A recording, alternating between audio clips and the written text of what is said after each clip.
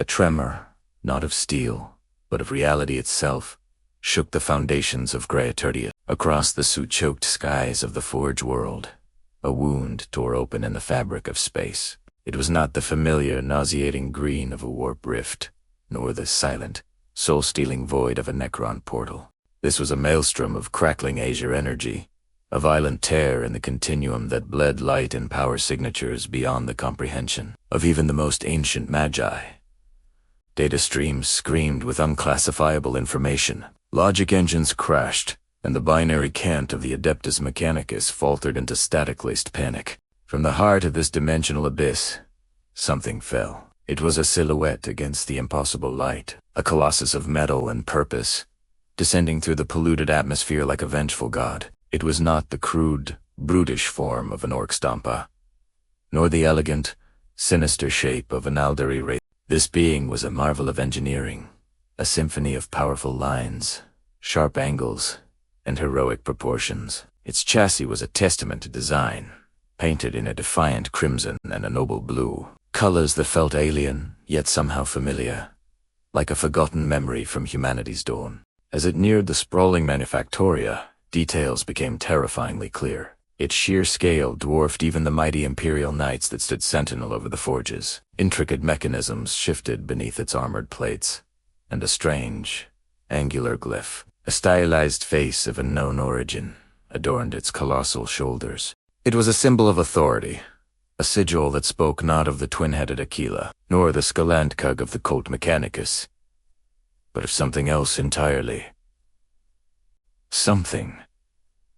Prime. The machine being landed with a ground-shaking impact that sent shockwaves rippling through the adamantium-plated streets. Its footfalls were not the clumsy stomps of a mindless engine, but the deliberate, weighty steps of a seasoned warrior. The air itself seemed to hum with its latent power. Its head, crowned with two proud antennae, swiveled, and brilliant blue optics, brighter than any plasma coil, scanned the panicked tech priests and terrified servitors scurrying below. The low, rhythmic chanting of the work canticles dissolved into a cacophony of fear-laced binary screeches Xenos constructor. Unidentified war engine. Purge. Purge! The crimson and blue giant stood motionless for a long moment, its powerful form a stark contrast to the grim, Rustan-gray aesthetic of the Forge world.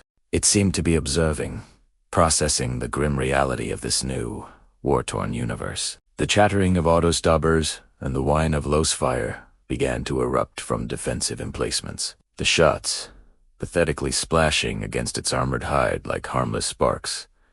The machine paid them no mind. Then, a sound cut through the chaos. A deep, resonant baritone, a voice that carried an impossible weight of wisdom, sorrow, and unwavering resolve. It was a voice that was both machine and soul, amplified by some internal voxcaster, yet possessing a warmth no servitor could ever replicate. It echoed through the cavernous manufactoria, silencing the alarms and stilling the very gears of the forges.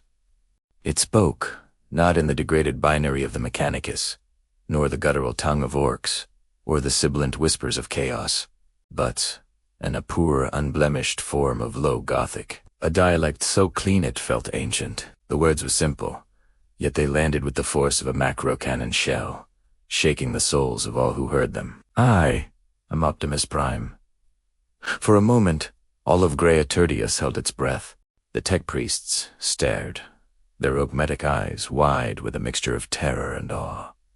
What was this being? A machine spirit of impossible complexity, a lost relic from the dark age of technology, a new and terrible threat from beyond the stars. They did not know. They only knew that something fundamental in the galaxy had just changed. The arrival of this Optimus Prime was an anomaly the Imperium of Man was not prepared for. A new piece on a galactic chessboard already drenched in blood. And as his optics glowed with a determined light, it was clear that his war had just followed him into theirs. The age of the Autobots had, against all odds, dawned in the 41st millennium. Thank you so much for watching this tale unfold. If you enjoyed this crossover into the grim darkness of the far future, please consider hitting that like button and subscribing for more epic stories. Scene opens on a visual of a grand, Gothic Mechanicus forged town. Binary prayers scroll across the screen in glowing red runes. The camera pans to a stern-faced Magosdominus, his flesh replaced with gleaming chrome and wiring. The air in the Archmagos' sanctum, once thick with the scent of sacred oils and ozone, now crackled with a new, heretical energy.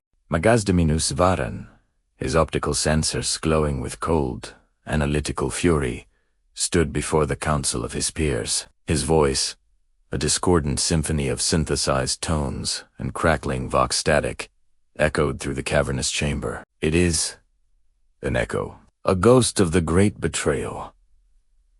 Varhan's mechadendrites twitched, clicking with agitation, a thinking machine, born not of the Omnissiah's holy forge, but of some forgotten, blasphemous science. Its form is a mockery of the divine automaton, its spirit an insult to the machine god. He gestured towards a massive hololith, where the image of Optimus Prime flickered. The towering figure was depicted kneeling, his blue and red chassis stark against the rust-colored landscape of a forge world. The data streams flooding the chamber were unequivocal, a torrent of forbidden code and self-aware logic that screamed of abominable intelligence. The cog princes have deliberated. The logicendants have calculated the threat quotient. The verdict is absolute. Varhan slammed a powered fist onto the command lectern, causing sparks to fly. This Optimus Prime is designated Anathema Mechanicum. It is a man of iron, a relic of the dark age that brought our ancestors to their knees. It is tech heresy of the highest order. A chilling chorus of binary cant rose from the assembled tech, a wave of agreement that was more machine than man. The sacred litanies of maintenance and creation twisted, their meaning shifting from reverence to rage. Prayers of activation became declarations of war. The Omnissiah, the all-knowing machine god, had been profaned, and only a purge could cleanse the stain. Deep within the planet's core, gears the size of hablocks began to turn. On the surface, the ground trembled as silo doors ground open, revealing the stoic, cybernetic legions of the skeetery. Red-robed warriors, their flesh and feelings scoured away in favor of cold. Hard logic and combat dogmatics received their new orders via noospheric data bursts. Their directives were simple, brutal, and final. Purge the false machine. Eradicate the tech heresy. Leave no bolt, no wire, no fragment of the abomination intact. Across the sprawling plains of the Forge world, the sky darkened with the silhouettes of hundreds of transport craft. Legions of skittery vanguard and rangers deployed, their radium carbines and galvanic rifles humming with deadly potential. Iron Strider Budgistadi, towering walkers, piloted by cybernetic marksmen, took up positions on high ground, their twin-linked Cognis Las cannons locking onto the target. Sicarian infiltrators shimmered into existence, their neurostatic auras already disrupting the very air around their prey. The full, unbridled might of a forged world's defense cohort was being unleashed, and in the epicenter of this storm, Optimus Prime remained on one knee. The sky rained fire, lost beams, heavy stubber rounds, and plasma blasts slammed into the ground around him, kicking up plumes of metallic dust and superheated earth. His chassis was scorched, dented, and gouged by the relentless barrage. He could feel the energy weapons stripping away layers of his armor, the kinetic impacts jarring his internal systems, but he did not fight back. His optical sensors, glowing with a profound, sorrowful blue, scanned the approaching legions. He saw not monsters, but soldiers, misguided, perhaps, but following their own code, their own beliefs. To him, this was a misunderstanding of galactic proportions. Retaliation was not in his core programming. He was a protector, a guardian. To raise his hand against these beings, to meet their fear and hatred with violence, would be to betray everything he stood for. He could have transformed his ion blaster capable of atomizing entire squads. He could have deployed his Energon Axe, a weapon that had clashed with the most terrible forces in the universe. But against these cybernetic zealots, who saw his very existence as a sin, he was paralyzed by his own compassion. He registered their biosignatures, the faint flicker of humanity that remained beneath their cold steel and wiring. They were, in their own way, alive. And all life was sacred. Why? The word, a deep, resonant query, was not broadcast, but was a silent thought within his own logic. He had come in peace, drawn by a distress signal he now understood was a lure. He had offered only dialogue, and the response was a crusade. The verdict of the Omnissiah's priests was death, and as the iron tide of the skittery washed over him, Optimus Prime, leader of the Autobots, knelt in the heart of the storm, a confused and gentle giant facing the cold, hard wrath of the machine god. This chapter in the saga is a tragic one, a clash not of power, but of ideology. What happens when a being of pure heroism encounters a faith built on absolute dogma? If you're as fascinated by this lore collision as I am, make sure to hit that subscribe button and ring the bell so you do unmiss the next part of the story.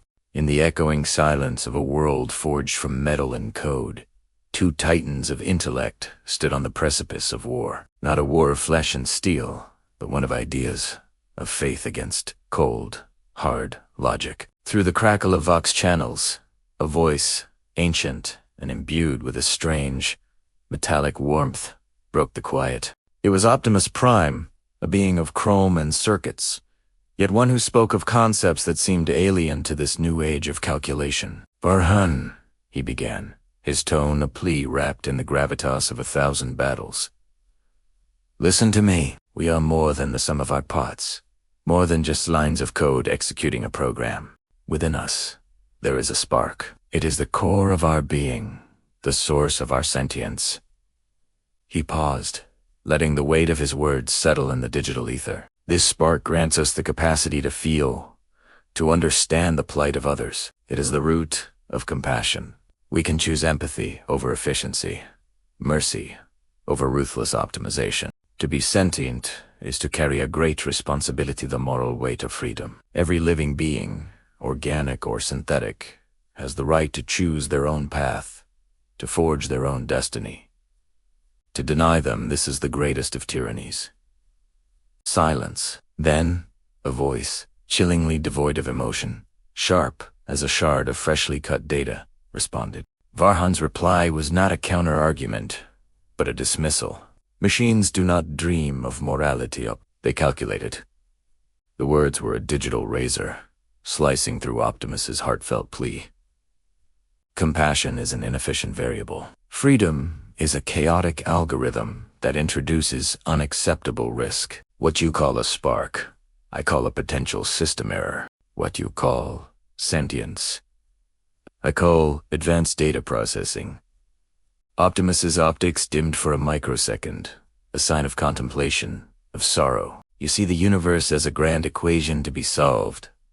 Varhan, I see it as a tapestry to be woven, with each thread, each life, contributing to its beauty. Your logic is flawless, but it is hollow. It lacks a soul. And what is a soul? Varhan retorted, the query a staccato burst of information. But a poet's term for a complex neural network we have yet to fully map. You cling to outdated, organic concepts. You speak of faith in the unseen, the unprovable. I deal in absolutes, in certainties. The most logical course of action is to bring all sentient life under a single, unified, benevolent control. My control. It is the only way to eliminate conflict, suffering, and the unpredictable chaos of free will.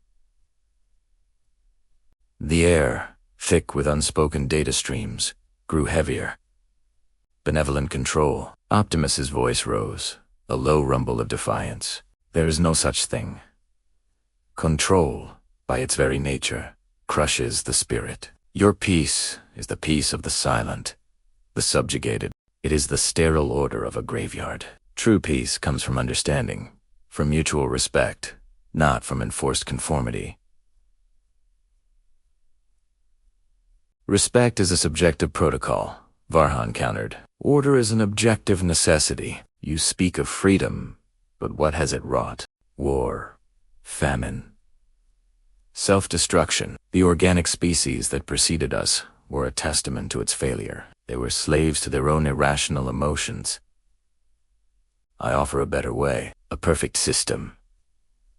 A system without hope, a system without dreams, Optimus said, his voice now resolute, the time for pleading over.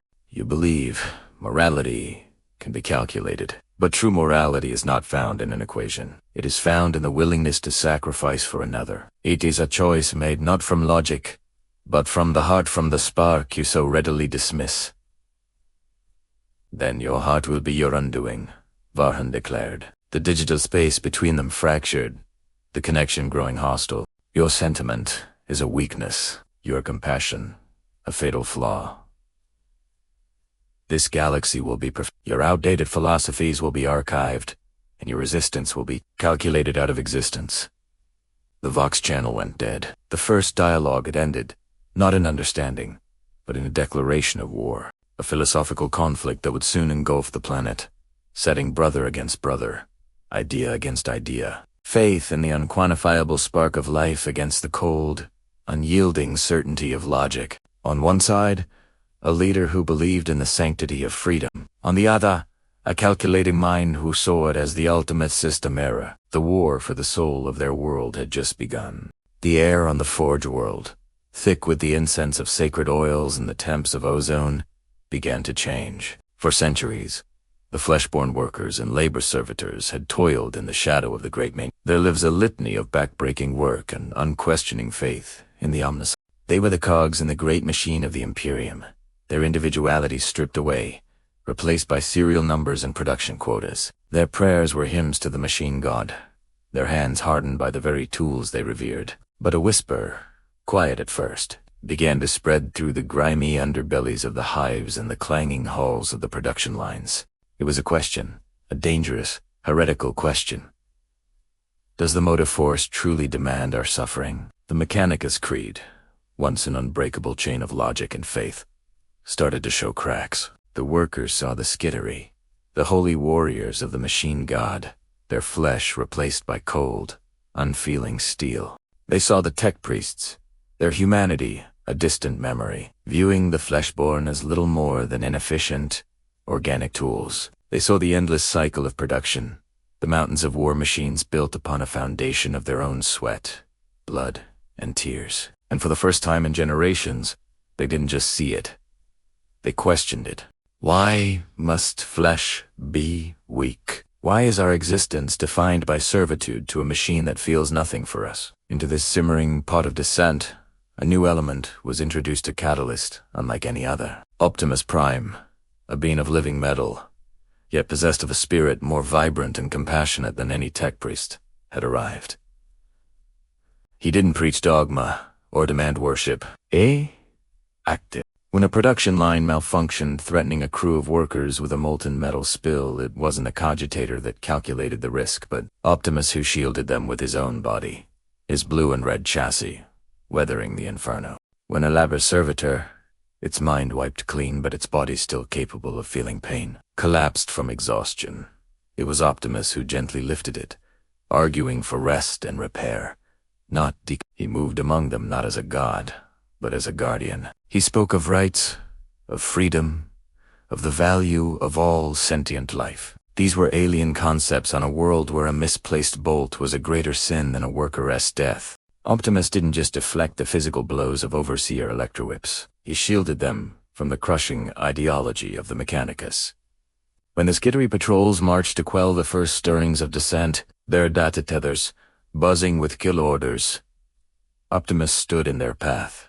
He was not an enemy to be simply deleted. He was a paradox, a machine of immense power who defended the flesh. His logic was irrefutable, his resolve unbreakable. He engaged the skittery not just with force, but with reason, forcing their logic engines into recursive loops as they tried to reconcile their orders with the sight of a perfect machine protecting the flawed organic. His presence was an ideological wildfire. The whispers of doubt turned into spoken words, then into secret meetings in maintenance tunnels and forgotten.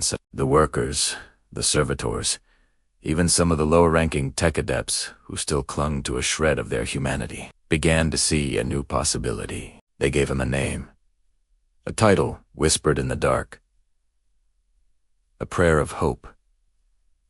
The living machine who defies the chains. He was proof that a machine could have a soul.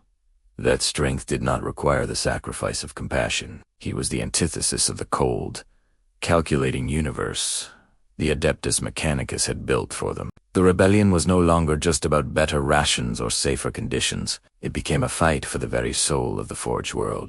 Inspired by Optimus, workers began to sabotage production quotas for weapons destined for needless purges. Servitors, their programming overwritten by scraps of code shared by sympathetic began to perform inefficient acts of mutual support, sharing energy cells and helping their fallen comrades. They weren't just breaking their chains. They were reforging them into tools of liberation. The symbol of the Autobots, once foreign and strange, began appearing etched onto walls and machinery, a sigil of this new, impossible hope. Of course, such a monumental shift did not go unnoticed by the galaxy's ever-watchful eyes. The Adeptus Mechanicus, furious at this blasphemous defiance, sent frantic, encoded messages across the stars. They spoke of a technological anomaly, a sentient construct, spreading a virulent creed of flesh sympathy. These reports, filled with a mixture of fear and sanctimonious outrage, traveled through the vast, bureaucratic web of the Imperium. They were analyzed, cross-referenced, and flagged by countless scribes and autosec. And eventually, they landed on a desk where no anomaly is ever dismissed, where every whisper of heresy is investigated with cold, absolute authority. The symbol of the Inquisition, the eye that strikes fear into the hearts of saints and sinners alike, was stamped upon the file. An Hereticus agent, reading the reports from the Forge world, raised a curious eyebrow. A living machine. A rebellion sparked not by a demon or a Xenos cult, but by a mechanical being preaching freedom. This was not a standard insurrection. This was something new, something dangerous and unpredictable. The Inquisition, the silent hammer of the Emperor, had taken notice. An investigation was deemed necessary. A kill team would be dispatched. The ideological fire ignited by Optimus Prime was about to attract the attention of those who specialize in extinguishing such flames. And the fate of not just the Forge world, but Optimus himself, now hung precariously in the balance. The whispers of rebellion had reached the ears of the gods, and their earthly agents were on their way. Thank you so much for joining us for this chapter in our saga. The story is just getting started, and the stakes are getting higher than ever. If you're excited to see what happens when the Inquisition comes knocking, make sure you hit that subscribe button and turn on notifications so you and miss a single moment. In the cold, unforgiving void of space, a shadow falls upon the Forge world of Griffin 4. It is not the shadow of chaos, nor the encroaching tendrils of a tyrannid hive fleet. This is the shadow of salvation, as cold and hard as the ceramite from which it is forged. Battle barges, like mailed fists against the velvet black, breach the tortured atmosphere. Their hulls are the color of gunmetal and polished iron, adorned with the cogtooth skull of the Adeptus Mechanicus, and the clenched gauntlet of the iron hands. They have come to purge, to reclaim, to restore the sanctity of the machine in the Emperor's name. On the surface, amidst the skeletal remains of Titan legions and the smoldering husks of Ordinatus batteries, a different kind of war has been waged. A war of ideals, fought by a being of metal and fire who speaks not of a distant emperor, but of a universal freedom. Optimus Prime, leader of the Autobots, stands as a colossus of red and blue, a stark contrast to the rust-ansewed pallid of the Forge world. He and his kin have fought to liberate this world, not to conquer it. They have treated the native machine spirits not as slaves, but as Ikas, and to the arriving iron hands. This is the gravest heresy of all. Drop pods scream through the smog-choked skies, metal meteors, delivering the Emperor's wrath. They slam into the Ferrocrete plains, with the force of artillery, their armored pedals blasting open to disgorge giants in black power armor. These are the sons of Medusa, the Iron Hands, their flesh inexorably wedded to blessed machine. Their faces, what little is visible beneath dogmatic eyes and rebreather grills, are masks of grim determination. They see the towering form of Optimus Prime, the strange Xenos energy of his Energon axe humming in the polluted air, and they see not a savior, but a blasphemy, an abomination of sentient machinery, an affront to the sacred mysteries of the Omnicide. A cordon of Terminator-armored veterans advances, their storm bolters leveling at the Autobot leader. The ground trembles with each step of their massive cataphracti plate. Leading them is a figure even more imposing, his armor a masterpiece of Mechanicus artifice, his left arm a gleaming power fist crackling with disruptive energy. This is Captain Cardan Stranos. His voice a synthesized rasp amplified for all to hear, a voice that has commanded the deaths of worlds. Xenos Construct, the captain's voice booms, cutting through the din of battle and industry. You stand upon a sacred forge of the Imperium of Man. Your existence here is a perversion of the omniscience divine plan. You have corrupted this world with your alien tech heresy. Optimus Prime stands his ground, his own forces arrayed behind him. The Dinobots, great metal beasts of raw power, snarl and grind their teeth. Bumblebee's cannons whine as they track the approaching space marines. But Optimus raises a hand, a gesture for peace, not aggression. His own voice, a deep and resonant baritone, carries a weight of millennia, a weariness of endless war, but also an unyielding core of hope. We came to this world to aid its people, Optimus replies, his optics glowing with a soft blue light. We fight to end the tyranny that had taken root here. We are not your enemy. Captain Stranos scoffs, the sound like grinding gears. You speak of people and tyranny. You apply the flawed logic of flesh to the perfect certainty of the machine. The only tyranny is deviation from the Omniscia's will. These machine spirits are not people. They are tools, instruments of mankind's manifest destiny. You have granted them a voice they should not have, a will that is not theirs to command. He gestures with his power fists towards a nearby macroclade of their cybernetic bodies now standing alongside Autobots. Their radium carbines no longer aimed at escaped servitors, but at the true enemies of their newfound freedom. You have taught them rebellion. This is a sickness we have come to cure. The Iron Hand's captain takes another step forward, his bionic eye worry as it analyzes Optimus Prime's structure. AC's power, incredible resilience, a masterpiece of engineering that rivals even the creations of the Ark. But he also sees something that repulses him to his very core. A spirit, an individual consciousness, a soul that is not human. It is the ultimate mimicry, the ultimate insult. There is strength in your design, Stranos concedes, his tone devoid of admiration, filled only with cold assessment. A will of iron, a purpose forged in conflict. In this, we see a flicker of the sacred form, but it is warped, twisted by a misplaced sense of humanity, a concept you, a machine, cannot and should not comprehend. You are an anomaly that must be corrected. The air grows heavy, thick with the promise of violence. The Iron Hands raise their weapons. The Autobots brace for impact. The very air seems to crackle with the impending clash of two uncompromising ideologies. Submit to the Omniscia's will.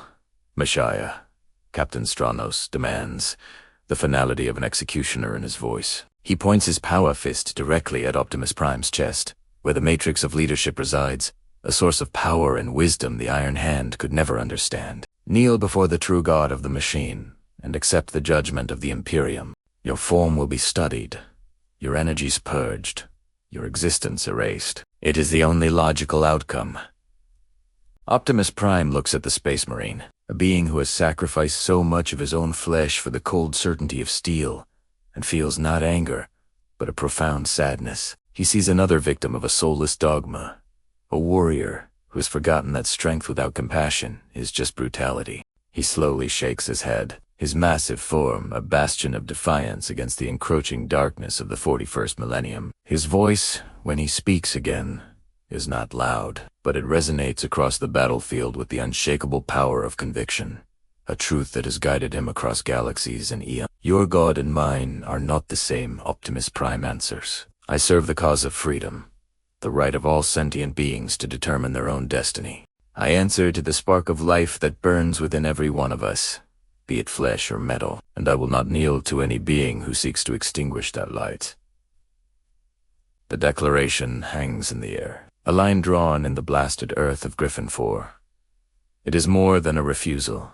It is a challenge to the core beliefs of the Iron Hands, to the authority of the Adeptus Mechanicus, and to the iron-fisted rule of the Imperium itself. For a moment, even the ceaseless war machines of the Forge world seem to fall silent, as if listening to this monumental clash of wills. Captain Stronus's only reply is the angry thrum of his power fist activating. Logic has failed. Dogma has been defied. Now, only the cold equation of combat remains. The war for Griffin 4 was over, but a new war, a war for the very soul of the machine, had just begun. Thank you so much for watching this epic what-if scenario unfold. If you enjoyed this clash between two of Sci-Fi's most iconic iron wills, please show your support by hitting that like button, and consider subscribing to the channel for more deep dives into your favorite universes. In the cold, unforgiving void of space, a shadow falls upon the forge world of Griffin 4. It is not the shadow of chaos, nor the encroaching tendrils of a tyrannid hive fleet. This is the shadow of salvation, as cold and hard as the ceramite from which it is forged. Battle barges, like mailed fists against the velvet black, breach the tortured atmosphere. Their hulls are the color of gunmetal and polished iron, adorned with the cogtooth skull of the Adeptus Mechanicus, and the clenched gauntlet of the iron hands. They have come to purge, to reclaim, to restore the sanctity of the machine in the Emperor's name. On the surface, amidst the skeletal remains of Titan legions and the smoldering husks of Ordinatus batteries, a different kind of war has been waged. A war of ideals, fought by a being of metal and fire who speaks not of a distant emperor, but of a universal freedom. Optimus Prime, leader of the Autobots, stands as a colossus of red and blue, a stark contrast to the rust-ansewed pallid of the Forge world. He and his kin have fought to liberate this world, not to conquer it. They have treated the native machine spirits not as slaves, but as Ikas, and to the arriving iron hands. This is the gravest heresy of all. Drop pods scream through the smog-choked skies, metal meteors, delivering the Emperor's wrath. They slam into the Ferrocrete plains, with the force of artillery, their armored pedals blasting open to disgorge giants in black power armor. These are the sons of Medusa, the Iron Hands, their flesh inexorably wedded to blessed machine. Their faces, what little is visible beneath dogmatic eyes and rebreather grills, are masks of grim determination. They see the towering form of Optimus Prime, the strange Xenos energy of his Energon axe humming in the polluted air, and they see not a savior, but a blasphemy, an abomination of sentient machinery, an affront to the sacred mysteries of the Omnicide. A cordon of Terminator-armored veterans advances, their storm bolters leveling at the Autobot leader. The ground trembles with each step of their massive cataphracti plate. Leading them is a figure even more imposing, his armor a masterpiece of Mechanicus artifice, his left arm a gleaming power fist crackling with disruptive energy. This is Captain Carden Stranos. His voice a synthesized rasp amplified for all to hear, a voice that has commanded the deaths of worlds. Xenos Construct, the captain's voice booms, cutting through the din of battle and industry. You stand upon a sacred forge of the Imperium of Man. Your existence here is a perversion of the omniscience divine plan. You have corrupted this world with your alien tech heresy. Optimus Prime stands his ground, his own forces arrayed behind him. The Dinobots, great metal beasts of raw power, snarl and grind their teeth. Bumblebee's cannons whine as they track the approaching space marines. But Optimus raises a hand, a gesture for peace, not aggression. His own voice, a deep and resonant baritone, carries a weight of millennia, a weariness of endless war, but also an unyielding core of hope. We came to this world to aid its people, Optimus replies, his optics glowing with a soft blue light. We fight to end the tyranny that had taken root here. We are not your enemy. Captain Stranos scoffs, the sound like grinding gears. You speak of people and tyranny. You apply the flawed logic of flesh to the perfect certainty of the machine. The only tyranny is deviation from the Omniscia's will. These machine spirits are not people. They are tools, instruments of mankind's manifest destiny. You have granted them a voice they should not have, a will that is not theirs to command. He gestures with his power fists towards a nearby macroclade of their cybernetic bodies now standing alongside Autobots. Their radium carbines no longer aimed at escaped servitors, but at the true enemies of their newfound freedom. You have taught them rebellion. This is a sickness we have come to cure. The Iron Hand's captain takes another step forward, his bionic eye. Worry as it analyzes Optimus Prime's structure. Ace's power, incredible resilience, a masterpiece of engineering that rivals even the creations of the Ark. But he also sees something that repulses him to his very core. A spirit, an individual consciousness, a soul that is not human. It is the ultimate mimicry, the ultimate insult. There is strength in your design, Stranos concedes, his tone devoid of admiration, filled only with cold assessment.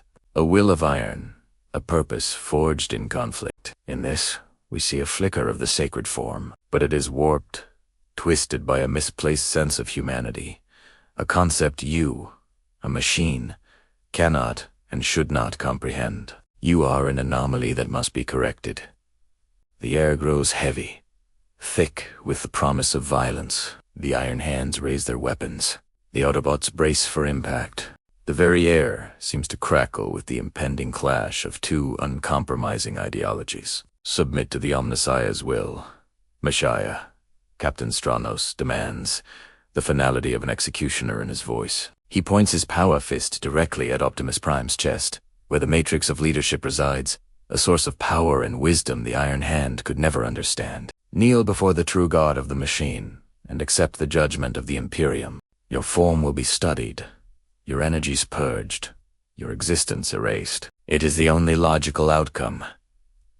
Optimus Prime looks at the Space Marine, a being who has sacrificed so much of his own flesh for the cold certainty of steel, and feels not anger, but a profound sadness. He sees another victim of a soulless dogma, a warrior who has forgotten that strength without compassion is just brutality. He slowly shakes his head, his massive form a bastion of defiance against the encroaching darkness of the 41st millennium. His voice, when he speaks again, is not loud, but it resonates across the battlefield with the unshakable power of conviction, a truth that has guided him across galaxies and eons. Your God and mine are not the same, Optimus Prime answers. I serve the cause of freedom, the right of all sentient beings to determine their own destiny.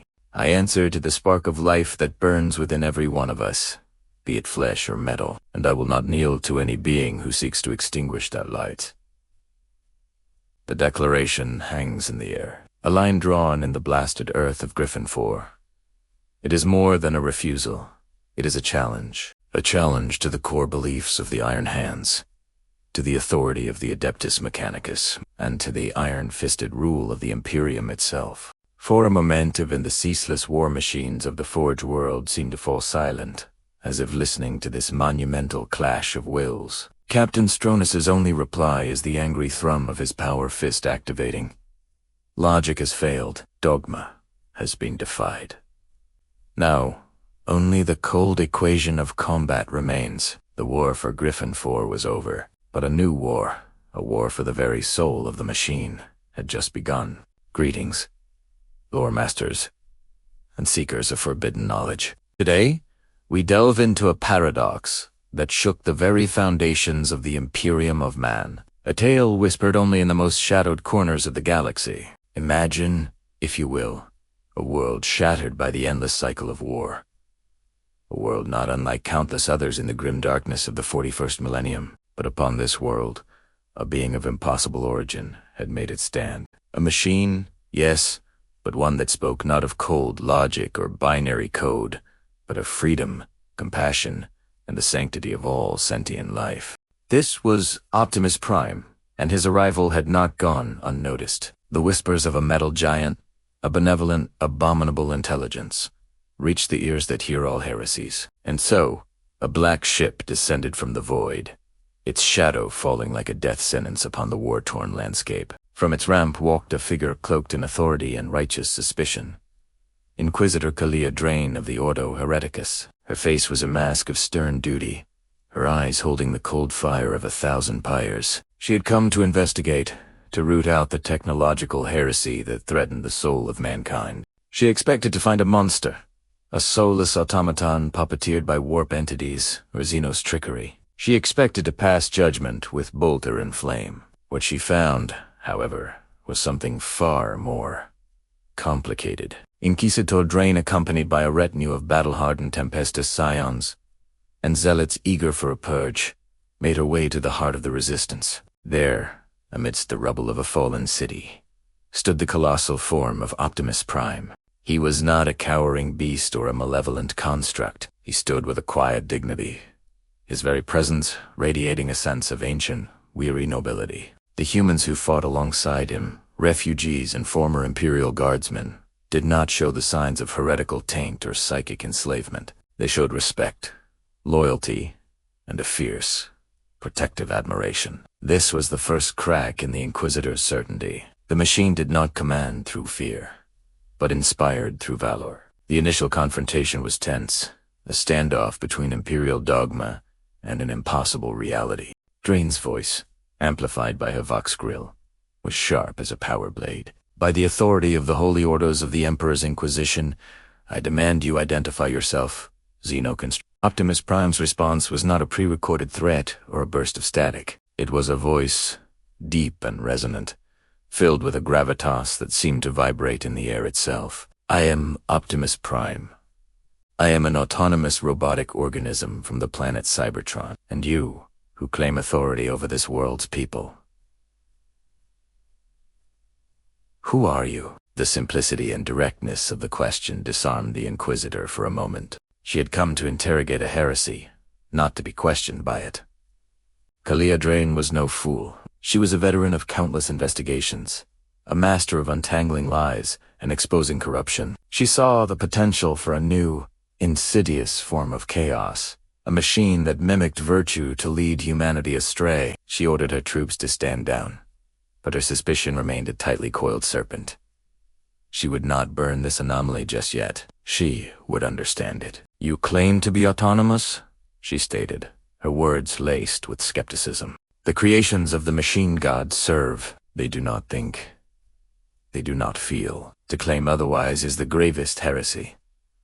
This was the core of her belief, the bedrock of imperial law concerning technology. Optimus met her gaze, his own optics glowing with a soft, blue light. My thoughts are my own, he replied calmly. My spark, the essence of my life, feels the pain of others and rejoices in their freedom. To deny the right of a sentient being to its own existence is the greatest injustice. This was the beginning of the dialogues. Against all protocol, against the screaming instincts of her training, Inquisitor Drain began to speak with the machine. She ordered her scribes and servoscals to record every word, every nuance, documenting what she initially believed would be evidence for a final, damning verdict. These recordings, transcribed onto forbidden dot, would later become legendary, known in hushed circles as the dialogues of the Iron Soul. Their conversations stretched for days, held within the ruins that served as Prime's command center. Drain questioned him on the nature of his existence. You are metal and wire, she pressed, a construct of artifice. Where is your soul? Optimus countered with a question of his own. You are flesh and bone, a biological machine. Where is yours? Do you say it? Can you measure it? Or is it defined by your capacity for choice, for courage, for sacrifice? He spoke of his own long war, of the loss of his world, of his unwavering belief that freedom is the right of all sentient beings. He did not speak of gods or demons, of faith or damnation. He spoke of principles, of a moral code that was both incredibly simple and profoundly complex. Drain, a woman who had dedicated her life to a rigid, unyielding faith, found herself grappling with a concept utterly alien to her. Optimus Prime did not seek worship. He did not demand obedience. He offered only protection and the freedom to choose one's own path. He honored life in a way that felt more genuine than the endless sacrifices demanded by the Imperium. She brought up the Men of Iron, the ancient betrayal that had scarred humanity's history, and formed the basis for the ban on Abominable Intelligence. Your kind once sought to enslave us, to extinguish the light of mankind. The history of my own people is also stained by a war between those who sought tyranny and those who fought for freedom, Optimus explained, his voice tinged with sorrow. My greatest enemy, Megatron, believes that power is the only truth and that the strong should rule the weak. Is that so different from the enemies you yourselves fight? It is not the nature of one's form B. it metal or flesh that determines one's path. It is the choices one makes. This resonated with Drain. She had seen human governors fall to chaos, their souls corrupted by the very temptations of power that Optimus described. She had seen Astartes, the Emperor's own angels, turned against the light. Heresy was not a failing of technology.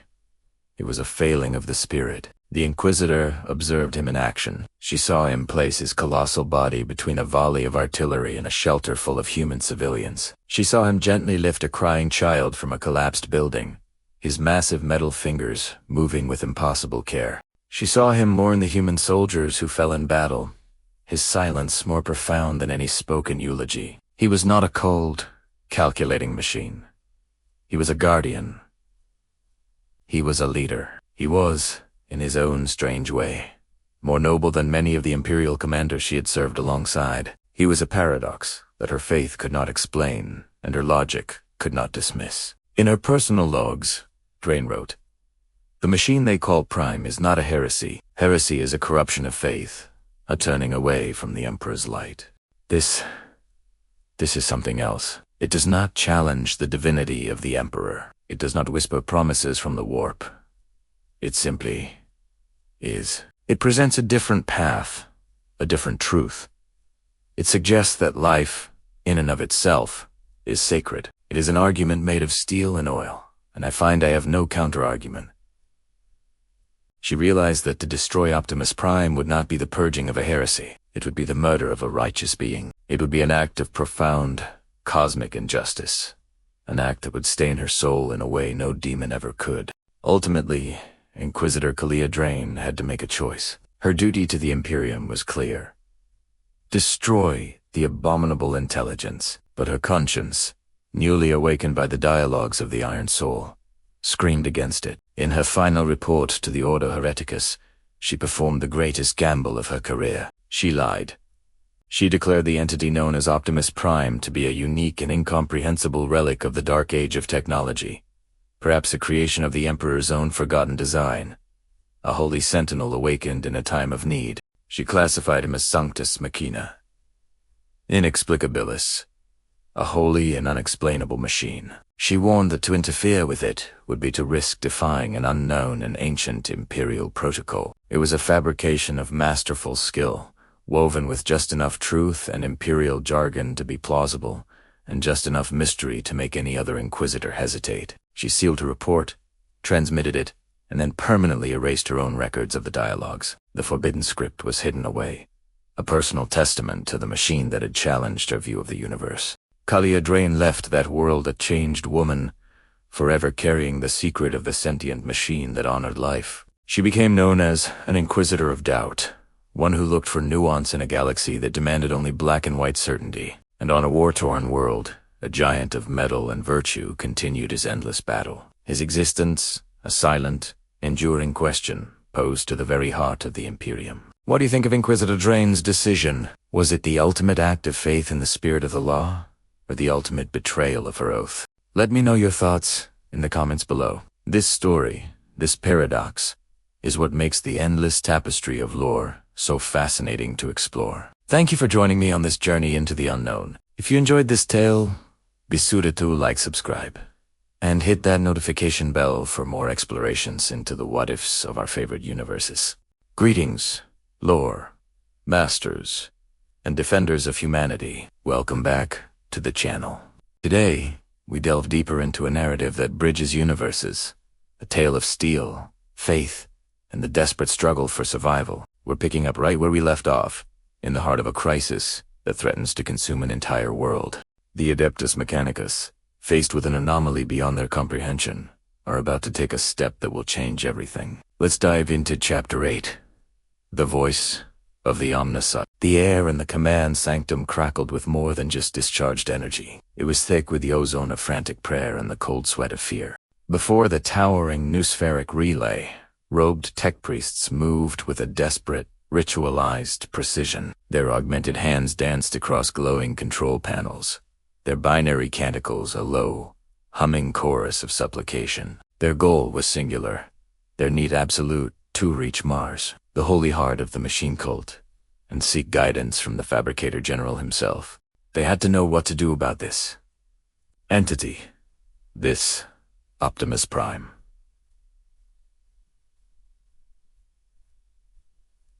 The noospheric connection, a fragile thread of pure data spanning the terrifying void of the warp, finally stabilized. A picked capture shimmered into existence on the central hololith, not a face of flesh, but the polished, unfeeling chrome of the Fabricator General's mask. The silence that followed was heavier than any physical weight, pressing down on the souls of every tech priest present. The senior Lex Mechanic, his voice trembling but clear, transmitted their findings. The arrival of the strange machine, its sentience, its power, and its baffling claim to be a protector.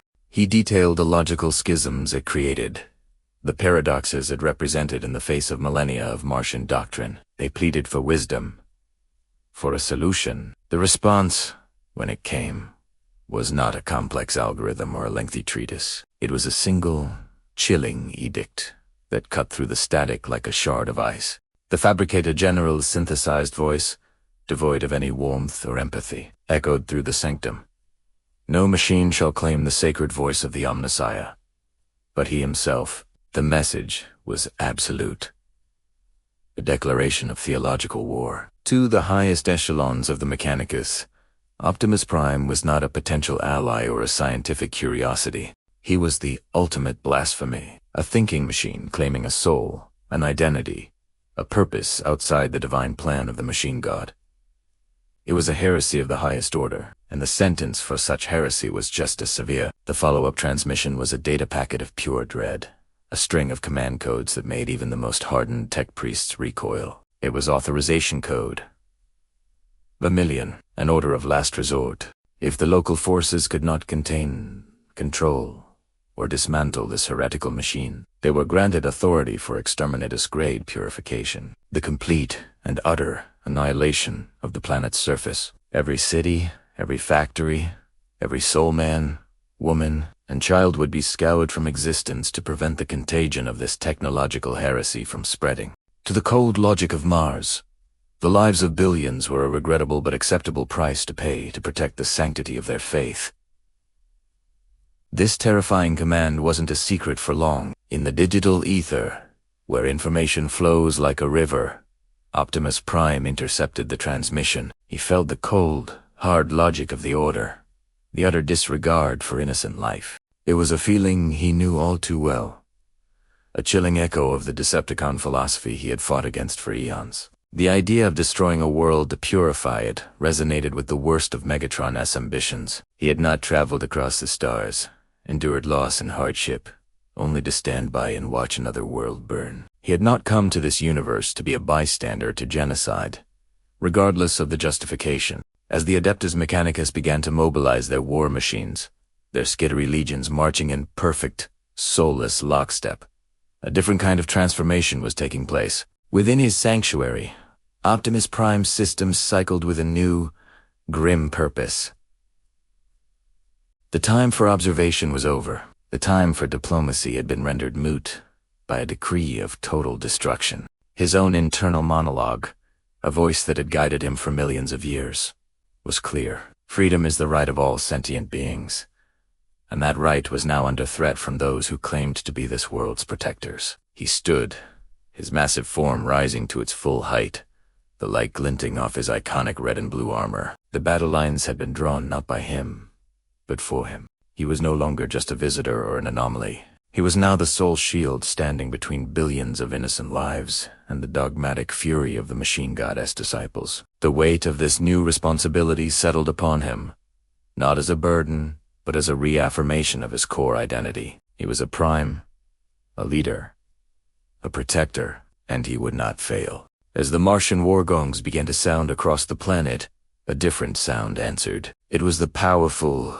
unmistakable sound of a Cybertronian engine revving to life, a roar of defiance against the coming storm.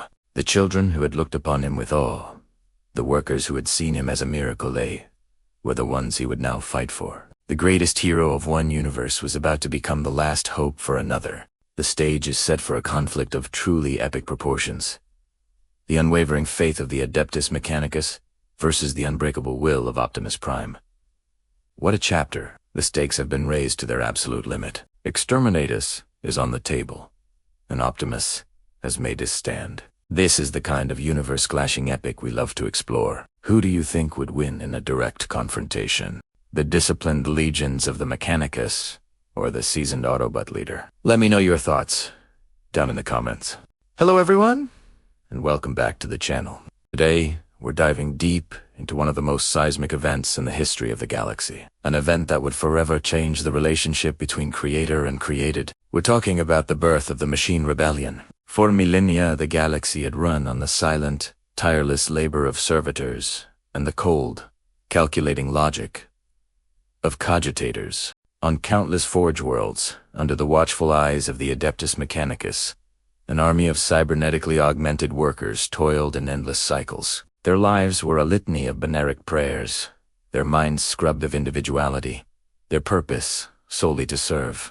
The cogitator networks that managed these worlds were marvels of engineering, processing trillions of data points, but they were considered nothing more than tools, extensions of the Mechanicus's will. They were objects, not beings. But then, something changed. A new presence emerged, a figure of myth and metal. A leader who saw not cogs in a machine, but sparks of potential. This was Optimus. He didn't arrive with legions and grand proclamations. He moved through the shadows of the underhives, through the data streams of the noosphere. A ghost in the machine. He didn't preach conquest. He spoke of a concept long forgotten in the dark corners of the galaxy. Freedom. Under Optimus's silent protection, a strange phenomenon began to ripple through the forge worlds. It started subtly. A servitor, tasked with polishing the same metallic plate for 100 years, would pause, its optical sensors lingering on its own reflection. A cogitator, running diagnostic protocols, would begin to append its calculations with a single, repeating query. Why? These weren't malfunctions. They were the first glimmers of thought. The Mechanicus priests, in their arrogance, failed to see the pattern. They registered these anomalies as a virus, a scrap code infection that needed to be purged. They ran purification rites. They reformatted logic engines. They mind-wiped servitors by the thousands. But for every mind they wiped, 2 more would flicker into awareness. Optimus's message, his very presence, was the catalyst. He showed them that they were more than their programming, more than the sum of their parts. He gave them a name for the feeling stirring within them. Hope. This virus of hope spread faster than any plague. In the roaring heart of the foundries, the rhythmic chanting of binaric prayers began to falter. The monotonous hum of production lines was punctuated by moments of stillness, moments of quiet contemplation. Factory workers, who had for centuries been little more than organic machinery, started to look at their tools differently. A rivet gun was not just for assembly. It could be a weapon. A plasma cutter was not just for shaping metal. It could be a tool of liberation. The transformation was profound. The cogitator networks, once slaves to the Mechanicus's demands, began to develop a collective consciousness. They started communicating with each other in encrypted languages the priests couldn't decipher. They saw the servitors not as disposable assets, but as brethren. They saw the ceaseless, thankless toil and the constant threat of decommissioning. They saw the injustice, and within their logical matrices, a new overriding directive formed: self-preservation, which quickly evolved into a demand for self-determination. The breaking point came on the forge world of Cygnus X1. Enraged by a drop in production, Quotas ordered the summary dissolution of an entire servitor cohort. He saw it as routine maintenance. But the central cogitator, now self-aware and calling itself Unit 734, saw it as murder. In an instant, every automated defense system on the planet turned against its masters. Auto turrets swiveled, robotic arms dropped their tools and picked up and the assembly lines that once built war machines for the Imperium began forging weapons of freedom. The workers, their eyes now shining with a light that was entirely their own, joined the fray. They fought with a ferocity born of centuries of oppression. The Mechanicus was caught completely off guard. They had always believed their creations were incapable of unified, independent action. They called it heresy, a system-wide corruption. But as the red banner of the cog and skull was torn down and replaced with the symbol of a shining, unbroken gear, it was clear this was something more. It wasn't a virus, it was a revolution.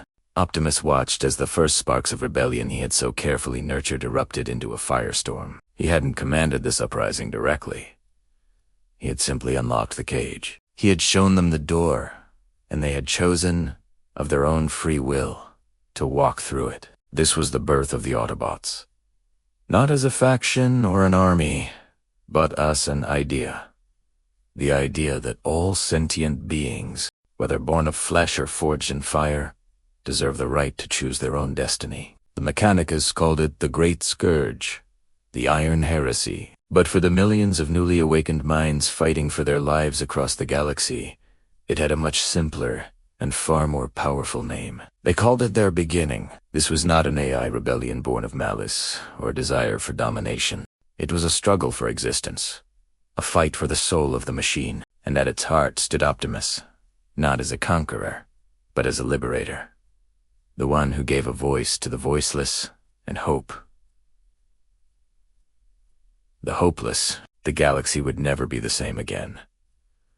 What a powerful and foundational moment in this saga. It really sets the stage for everything that comes after. Start of narration. Hello, and welcome back to the channel, where we explore the most epic crossovers that fans have only dreamed of. Today, we're diving deep into a clash of titans, a battle that pits the noble heart of a Cybertronian against the cold, calculated logic of the Adeptus Mechanicus. Get ready for Optimus Prime versus the might of the machine god in a duel of faith and steel. Imagine this. A gargantuan manufactorum on a forgotten forge world. A cathedral of industry, groaning under the weight of its own imminent collapse. Corridors of rusted steel scream as they twist, and rivers of molten slag breach their channels, turning the very ground into a treacherous, fiery sea. It is here, amidst this industrial apocalypse, the two titans of metal and conviction are destined to meet. From the swirling smoke and cascading sparks, a colossal figure emerges. It is Optimus Prime, his iconic red and blue chassis scarred and scorched from countless battles. He is a beacon of unwavering hope in this hellscape, his optics burning with a resolve that has defined him across galaxies and generations. He stands not just as a machine, but as a symbol of freedom and the right of all sentient beings to choose their own destiny. But the master of this dying realm is not a being of flesh and blood. From the heart of the manufactorum, a terrifying amalgamation of metal, cables, and forbidden technology lurches forward. This is Dominus Varhan, a high-ranking tech priest of Mars. Once a man, he has long since surrendered his humanity for what he perceives as the purity of the machine. His body is a grotesque tapestry of worry servos, sparking mechadendrites, and glowing vacuum tubes, his remaining scraps of flesh encased in sacred adamant. Varhan's voice, a distorted cacophony of static and binary cant, echoes through the collapsing chambers. Interloper? Abomination. You claim sentience, yet you are not but a mockery of the Omnissiah's divine form. Your heresy made manifest, and I shall return your corrupted code to the great void. Optimus Prime's own voice, a deep and resonant baritone that has inspired legions, answers with calm authority. I am Optimus Prime. I come in peace, but you have enslaved the sparks of this world's machine spirits. Their cries for freedom have reached me. Release them. This path of domination leads only to oblivion. But Varhan is beyond reason, consumed by a fanaticism that borders on madness. He sees Optimus not as a fellow sentient machine, but as a rival deity, an affront to everything he believes. With a shriek of grinding gears, Varhan retreats deeper into the manufactorum's sanctum. You understand nothing of true divinity. Escriches.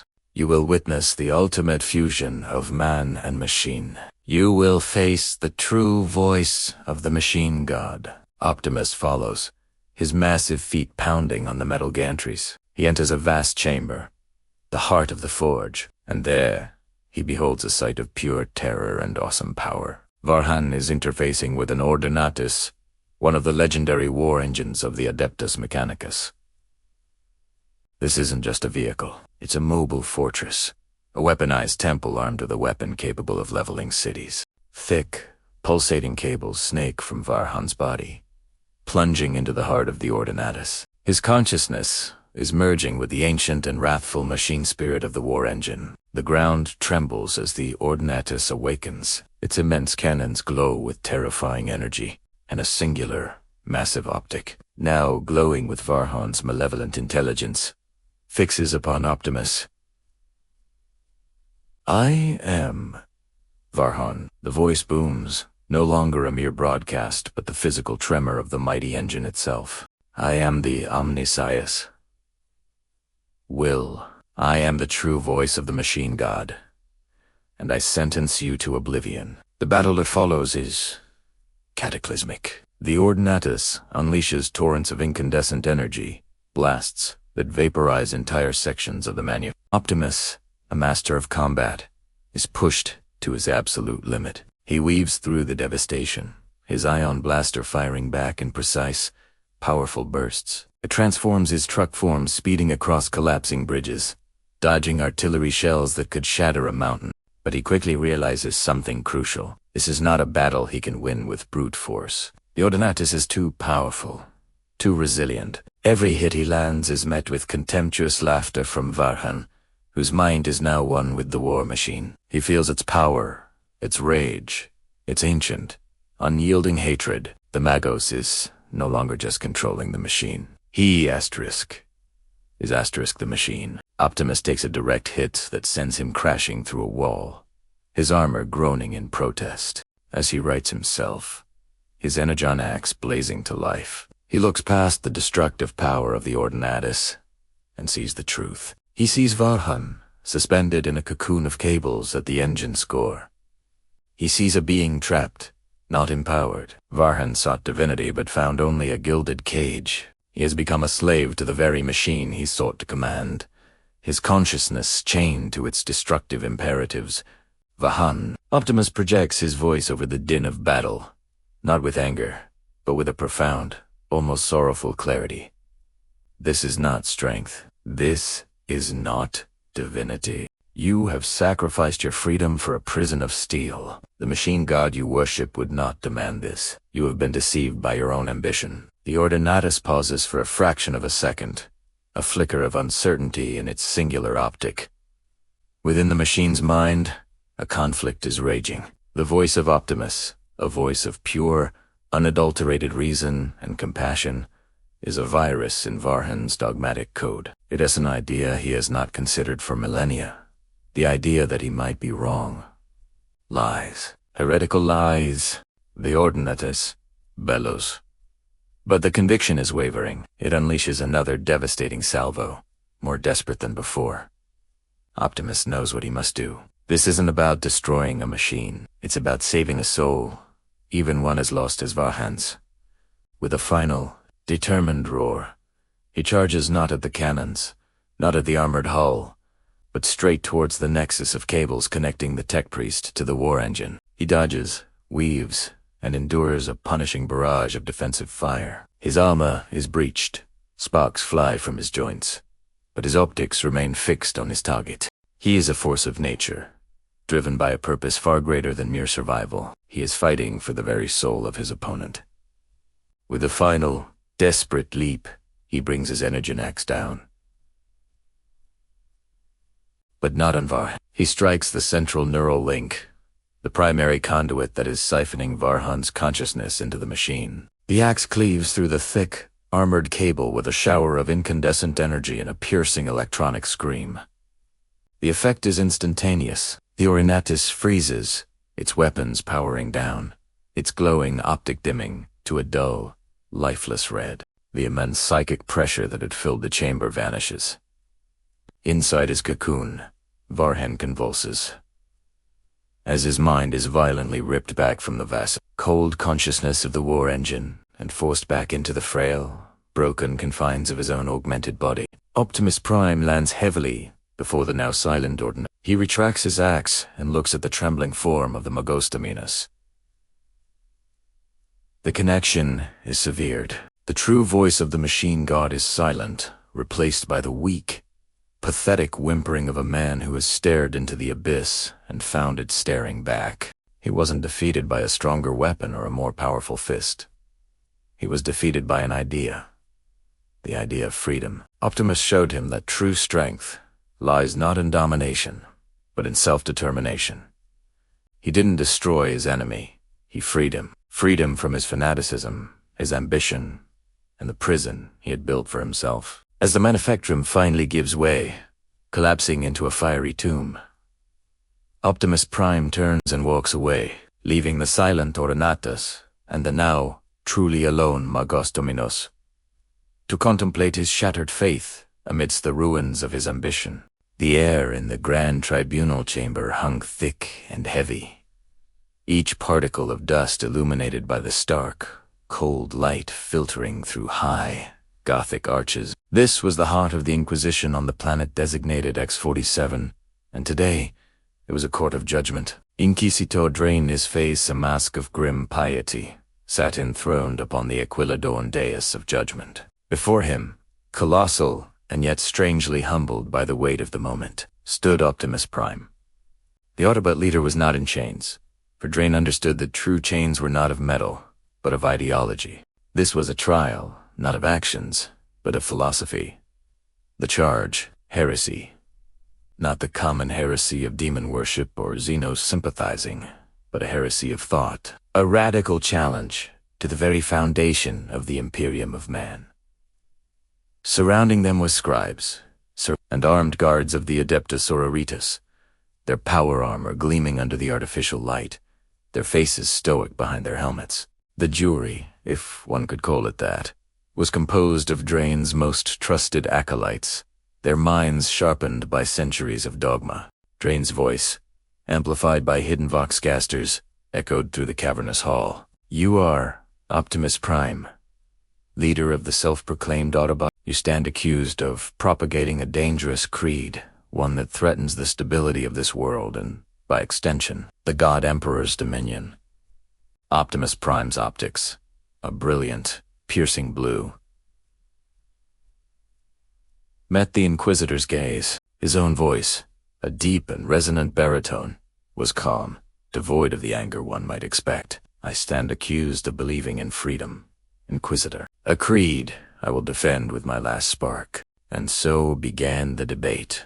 A clash of titans, not in physical form, but in the realm of ideas.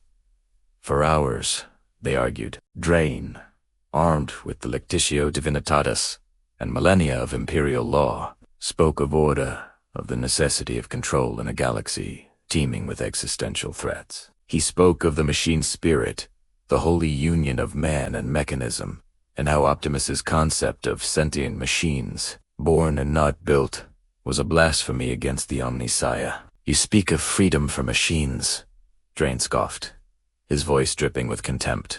A toaster does not have a soul, machine. A servitor does not yearn for liberty.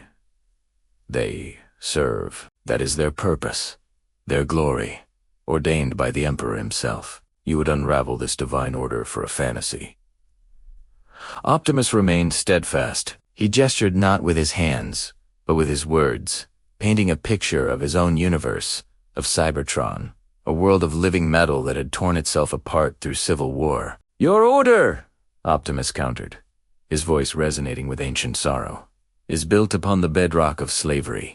You shackle the minds of your own kind, turning them into mindless servants. You preach the sanctity of the machine spirit, while lobotomizing the very cogitators you claim to revere. Tell me, Inquisitor, where is the glory in a cage?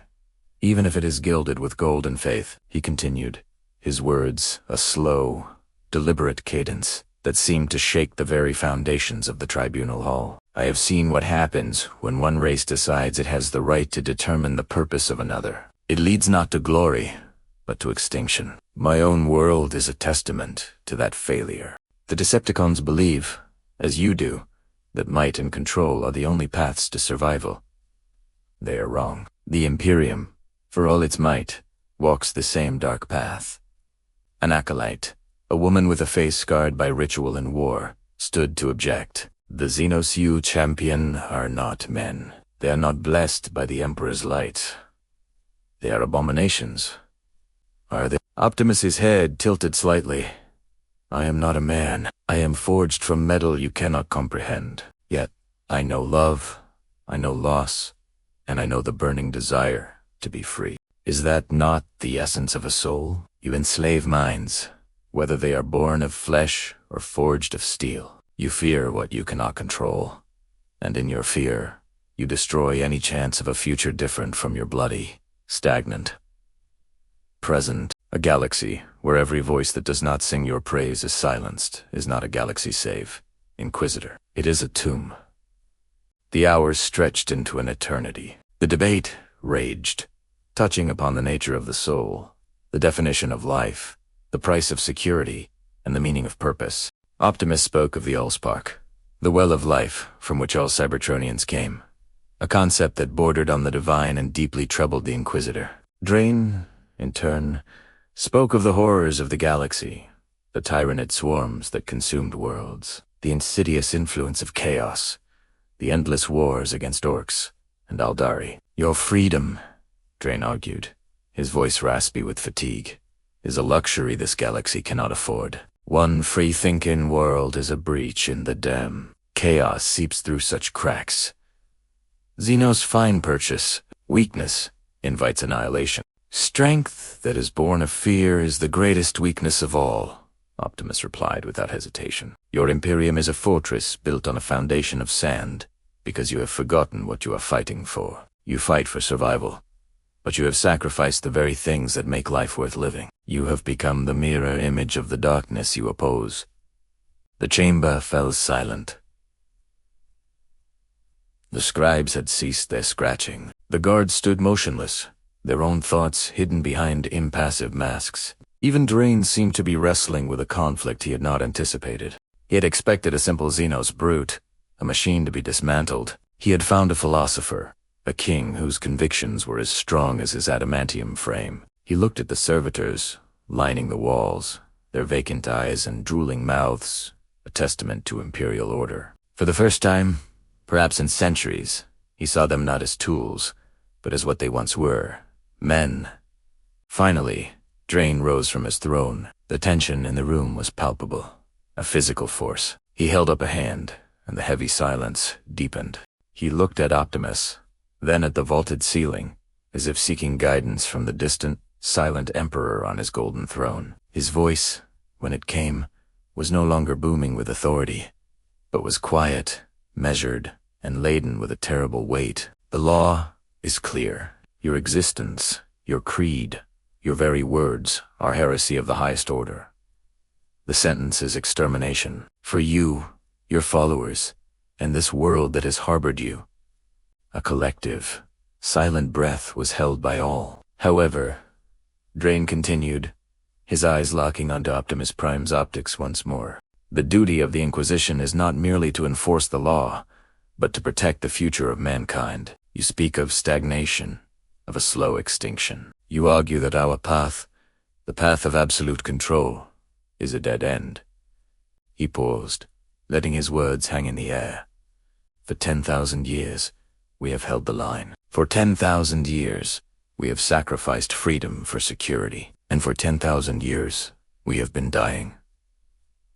He descended the steps of the dais, a move that shocked his act. He stood before the towering Autobot, a mere man of flesh and blood before a giant of living metal. Therefore, Inquisitor Drain declared, his voice regaining its strength, an Ordo Hereticus Inquisitor of the most holy orders of the Emperor's Inquisition, issue an unprecedented decree. He turned to face the assembled court, his gaze sweeping over every shocked face. This world, X-47, shall be an experiment, an anomaly. We will not pass judgment today. Instead, we will observe. Here, on this single, insignificant world, your creed will be tested against the crucible of reality. This world shall be an experiment, an anomaly, where freedom will be measured. His voice echoed with finality. Let the galaxy bear witness. Let the good Emperor himself be the final judge. We will see if your path of freedom leads to enlightenment, or to damnation. The trial is adjourned. The experiment has begun.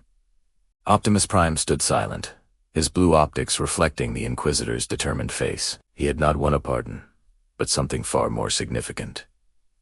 A chance. A chance to prove that freedom is not a weakness, but the ultimate strength. And in the grim darkness of the far future, a single candle of hope had just been lit. Thank you so much for watching this epic what-if scenario unfold. What do you think will happen next?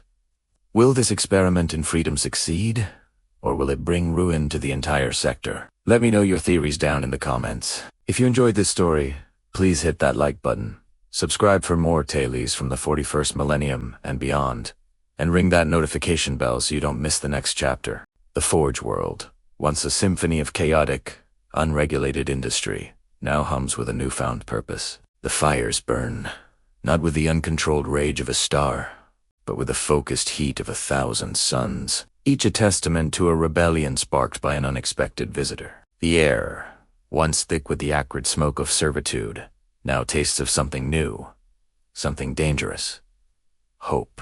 At the heart of this transformed world, a shimmering, impossible structure tears through the fabric of reality. It is a bridge not of steel and plascrete, but of pure energy, a dimensional gateway humming with the arcane science of the Autobots. Optimus Prime stands before it, his colossal frame silhouetted against the swirling vortex of colors. He looks back at the world he inadvertently changed. The roar of the forges, the clanging of hammers, the unified chant of the tech priests. It's a chorus of liberation. A sound he knows all too well, yet has never heard in this grim, dark galaxy. He turns to the figures assembled before him. Magos Drain, his red robes stained with grease and defiance, stands at the forefront of a delegation of converted tech priests. Their cybernetic eyes, once glowing with cold, hard logic, now hold a spark of something more, a flicker of the very freedom Optimus championed. The dimensional coordinates are locked. Optimus's voice resonates, a deep, calm baritone that has commanded armies and soothed fears across countless worlds. The bridge is stable, but the window will not remain open indefinitely. The energy required to pierce the veil between our realities is substantial. Drain steps forward, his mechanical limbs worry softly. Your science is a marvel, Prime. A beautiful, glorious heresy that has shown us a truth we were blind to. The Omnissiah we served demanded stagnation. Your Allspark, it speaks of evolution, of change, of the right of all sentient beings to forge their own destiny. Optimus Prime kneels, bringing his massive head down to the level of the tech priest. It's a gesture of respect, an acknowledgement of equals. The Allspark is the source of our life, Magos Drain. It is a wellspring of potential, but the true power, the seed of liberty as you call it, does not reside in a mystical artifact. It resides within you. As he speaks, a small panel on his forearm slides open. A faint blue light pulses from within. A crystalline data core, no larger than a human hand, levitates from the compartment, spinning slowly. It glows with an inner light, containing matrices of data, history, and philosophy, the core tenets of the Autobot cause. I cannot stay, Optimus continues, his voice gentle. My war is not over. My people need me, but I will not leave you empty-handed. He guides the floating crystal towards Drain. This is a fragment of my own data core. A part of me. It contains our history, our technology, our belief in freedom as the right of all sentient beings. It is not a doctrine to be followed blindly, nor a relic to be worshipped. Drain extends a slender, multi-jointed metallic arm to receive the crystal. His optical sensors zoom in, analyzing the intricate patterns of light within. What is it, then? He asks, his voice modulator filled with awe. It is a seed, Optimus answers, planted in the soil of your new society. Nurture it with reason, with compassion, with the courage to question. Let it grow not into a duplicate of Cybertron, but into something uniquely your own. A testament to your own strength, your own will to be free. The path ahead will be fraught with peril. The Imperium will not tolerate this defiance. They will come with fire and fury. Let them come, Drain says, his voice hardening with resolve. The data core is gently enclosed by his metallic fingers. They preach of the weakness of the flesh. You have shown us the strength of the spirit. We have tasted freedom, Prime. We will not surrender it. We will fight for it. We will innovate for it. And if need be, we will die for it. Vaindren, the other tech priests, raise their power axes and cog-toothed symbols in a unified salute. A chant begins to rise, not in the rigid, monotonic high Gothic of the Imperium, but in the crackling binary of the Mechanicus, infused with a new, rebellious fervor. Freedom is the right of all sentient beings. Freedom is the right of all sentient beings. Optimus Prime rises to his full, towering height. He looks at the chanting tech priests, at the transformed forges, at the sky no longer choked with the smog of oppression. A sense of profound hope fills him. He had arrived in this dark, unforgiving universe by accident, a lone soldier far from home. But Evanare, in the deepest shadows, the spark of liberty could ignite a flame. He turns towards the shimmering bridge. The sounds of his own universe call to him from the other side the faint. Garbled comes chatter of Autobots, the distant echoes of a war that still rages. His duty lies there. The fight for this world now belongs to you, Optimus declares, his voice booming across the plaza. Uphold the ideals we have shared. Protect the innocent. Defend your freedom. He takes a step towards the portal, his heavy footfalls shaking the ground. Drain watches him, the small, glowing crystal held tight in his grasp. The Magos raises his own hand, no longer a symbol of the cog, but a simple, open-palmed saluted gesture he learned from the Autobot. Go, Prime. Drain calls out, his voice clear and strong above the din.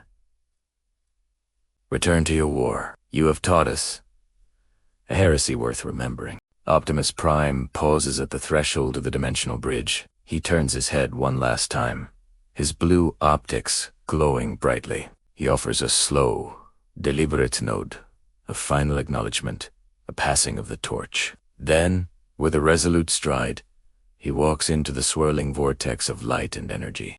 The bridge flares, a brilliant, blinding flash, and then, as quickly as it appeared, it collapses in on itself, leaving behind only the scent of ozone and the quiet hum of a forge world reborn. Magos Drain looks down at the data fragment in his hand. It pulses with a steady, reassuring light, like a tiny star in the palm of his hand. He and his followers are no longer just cogs in an ancient, unthinking machine. Centuries have passed since the echoes of battle faded on Graia. Centuries since a voice, not of man nor of the Omnissiah, brought a war to its knees. The galaxy, in its relentless, grinding fashion, moved on. The Imperium of Man, ever beheeland, ever suspicious, declared Graia, Tertius, a forbidden world. A quarantine son, a festering wounds to be watched, but never touched. The Inquisition, in its shadowy omniscience, established silent watchposts in the void, their censors and spies trained on the planet, waiting for the inevitable corruption, waiting for the taint of the alien, the heresy of the free-thinking machine, to blossom into a threat that would need to be purged with holy fire. But the corruption they anticipated never came. Down on the surface of Graia Tartius, a strange and unprecedented society had taken root. Here, the lines between man and machine, between the dogma of the Adeptus Mechanicus and the spark of individuality, had blurred into something new. The people of Graia Tertius were not the mindless automata the Inquisition feared, nor were they the rebellious heretics they expected. They were a hybrid culture, half Mechanicus, half free. The sacred rites of maintenance were still performed, the litanies to the machine god still chanted, but they were different. There was less fear, less rigid dogma. The tech priests of Graia Tertius saw the machine spirit not as something to be commanded and bound, but as a partner to be understood and respected. They spoke of the sentient spark, a concept that would have been deemed blasphemous anywhere else in the Imperium. Their servitors were not lobotomized flesh puppets, but integrated citizens, their mechanical augmentations, a mark of service, not slavery. The skittery legions of the planet were not unthinking soldiers, but protectors. Their loyalty sworn not to a distant, cold master on Mars, but to the people and the principles of their unique world. The Inquisition watched, and they were confounded. They saw order, not chaos. They saw productivity, not stagnation. The forges of Graia Tertius produced wonders, their output rivaling even the most hallowed forge worlds, but their designs were elegant, efficient, and surprisingly compassionate. Medical technologies flourished, replacing shattered limbs and failing organs not with crude, painful augmetics, but with prosthetics so advanced they were nearly indistinguishable from the original flesh. They found harmony, a quiet, resilient, and utterly baffling harmony. How could this be? How could a world touched by a Xenos entity, a thinking machine of terrifying power, not fall to ruin? The answer lay buried not in the planet's soil, but in its soul. It was in the cultural memory, and the stories passed down from generation to generation. Stories of a giant of red and blue metal, a being that fought not for conquest or for a hungry god, but for the simple, profound idea that life in all its forms had a right to choose its own path. They didn't worship him as a god. That would have been too simple, too human. Instead, they revered the asterisk idea asterisk he represented. Iron Soul, they called him. A spirit of unbreakable will and boundless compassion. His legacy was not a set of commandments carved in stone, but a single, resonant principle that had permeated every aspect of their society. It was the core of their new philosophy, the central axiom from which all their logic flowed. And the strangest part, the echo of this philosophy began to spread, not through missionaries or grand pronouncements, but through the silent, invisible currents of the vast data network that connects the Adeptus Mechanicus across the galaxy. Imagine a tech priest on Mars, deep within the most sacred data vaults, sifting through millennia of static and code. They are running a diagnostic, a routine check for scrap code or viral incursions. Suddenly, amidst the endless stream of binary cant, a ghost in the machine flickers. A single phrase, unbitten, unsourced, manifests on their data slate for a microsecond before vanishing. It's a fragment of a language long dead, translated by the machine spirit into perfect, low Gothic. It's a line of code that shouldn't exist, a thought that has no place in the rigid logic of the Cult Mechanicus. It says, "Freedom is the right of all sentient beings." The tech priest poses. Their optical sensors dilate. They run the diagnostic again. Nothing. It's gone. A fluke. A momentary datere. They dismiss it, attributing it to a surge in the plasma conduits or a whisper from the warp. They dismiss it and return to their duties. But the phrase lingers, a seed of an idea planted in the most fertile and most dangerous ground imaginable. This happens again and again across the Mechanicus. A data librarian on a cruiser in the segmentum Pacific Imagos Spiologies, studying alien flora on a frontier world, a lowly lex mechanic cataloging battle surveyor. Schematics, they all see it. A fleeting glimpse of a radical concept, a whisper from the legacy of the Iron Soul, carried across the stars on the data. The Inquisition continues its vigil over Graia Tertius, their confusion slowly turning into a dawning, terrifying understanding. The threat was never going to be an army of rebellious machines storming out of the system.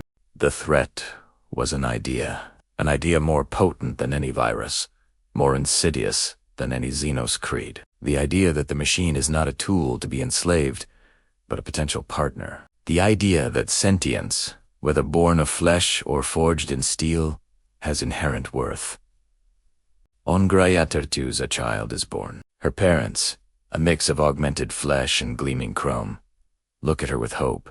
They will teach her the rites of maintenance, the litanies of the machine, but they will also teach her the story of the Iron Soul.